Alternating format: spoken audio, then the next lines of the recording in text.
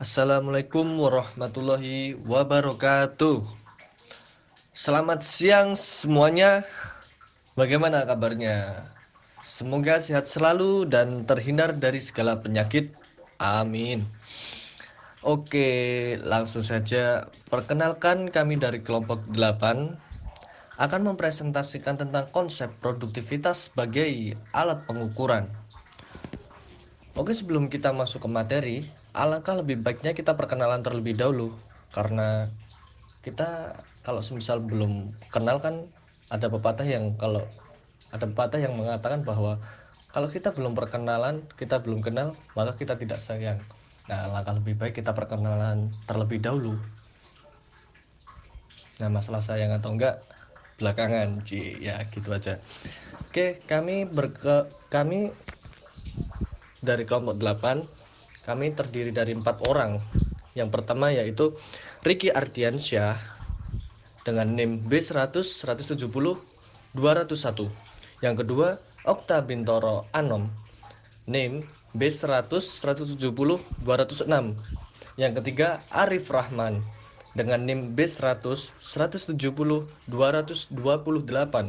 Yang keempat adalah Suryo Adisa Putro dengan NIM B100 170 178.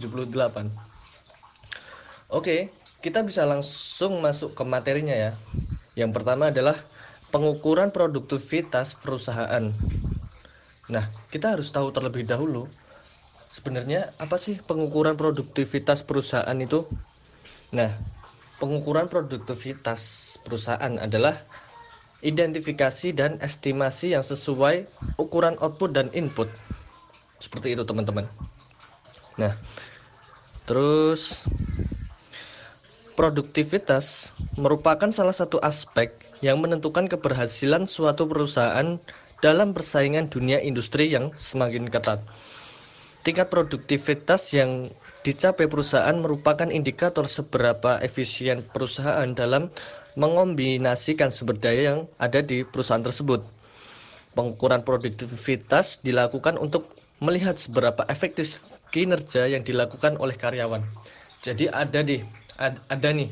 Ini kami membaca sebuah artikel. Di situ mengatakan bahwa ternyata peraturan yang ada di sebuah perusahaan itu sangat mempengaruhi kinerja yang ada di sebuah perusahaan.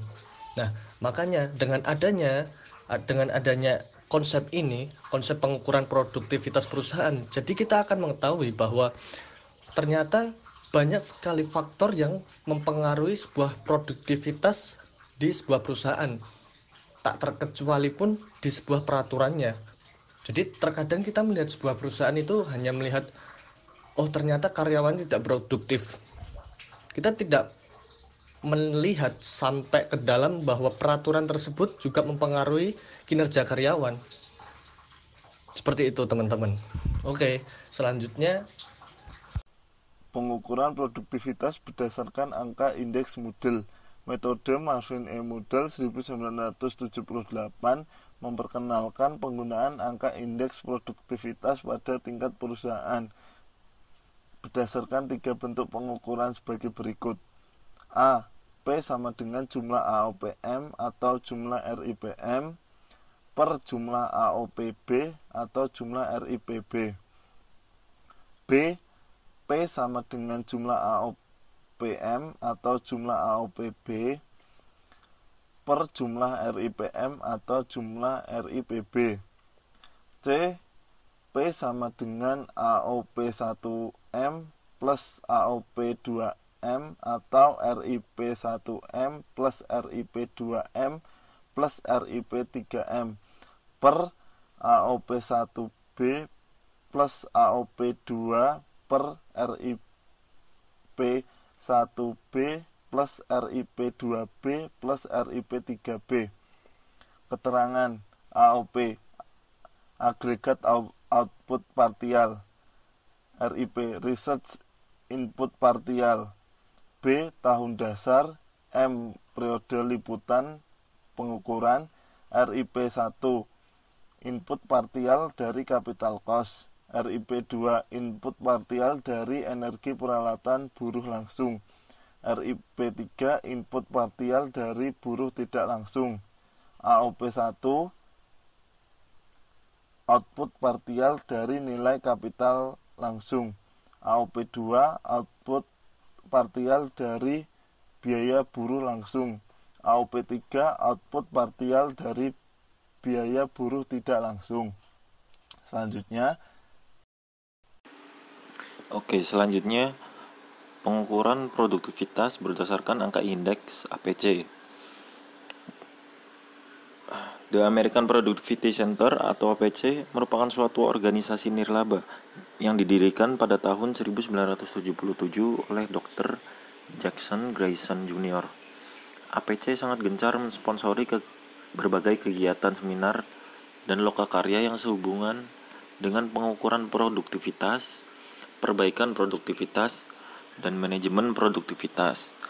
The American Productivity Center atau APC telah mengemukakan bahwa ukuran produktivitas yang didefinisikan melalui kerangka kerja berikut, yaitu profitabilitas sama dengan hasil penjualan dibagi biaya-biaya yang mengakar menjadi 1.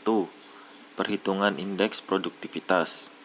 Produktivitas total sama dengan output dibagi input. Produktivitas parsial sama dengan output dibagi salah satu jenis input. Indeks produktivitas sama dengan produktivitas periode ke N dibagi produktivitas periode dasar. Yang kedua, perhitungan indeks profitabilitas. Indeks output sama dengan output periode ke N dibagi output periode dasar. Indeks input sama dengan input periode ke N dibagi input periode dasar. Indeks profitabilitas sama dengan indeks output dibagi indeks input. Yang ketiga, perhitungan indeks perbaikan harga. Indeks perbaikan harga sama dengan indeks profitabilitas dibagi indeks produktivitas. Lalu materi yang selanjutnya adalah analisis pengukuran produktivitas perusahaan. Di dalam analisis pengukuran produktivitas perusahaan, terdapat yang namanya siklus produktivitas. Schumann memperkenalkan suatu konsep formal yang disebut sebagai siklus produktivitas atau productivity cycle untuk dipergunakan dalam usaha peningkatan produktivitas secara terus-menerus. Konsep siklus produktivitas yang dikemukakan ini terdiri dari 4 tahap kegiatan utama yang bisa dilihat seperti gambar di PPT ya. Jadi ada pengukuran produktivitas atau measurement, lalu evaluasi produktivitas, setelah itu perencanaan produktivitas, dan yang terakhir peningkatan produktivitas atau improvement. Setelah itu ada contoh flowchart pemecahan masalah produktivitas perusahaan. Jadi yang pertama-tama kita harus memulai terlebih dahulu dengan mengidentifikasi masalah. Setelah masalah diidentifikasi, kita harus menentukan teknik pengukuran yang tepat. Kemudian dilakukan pengumpulan data.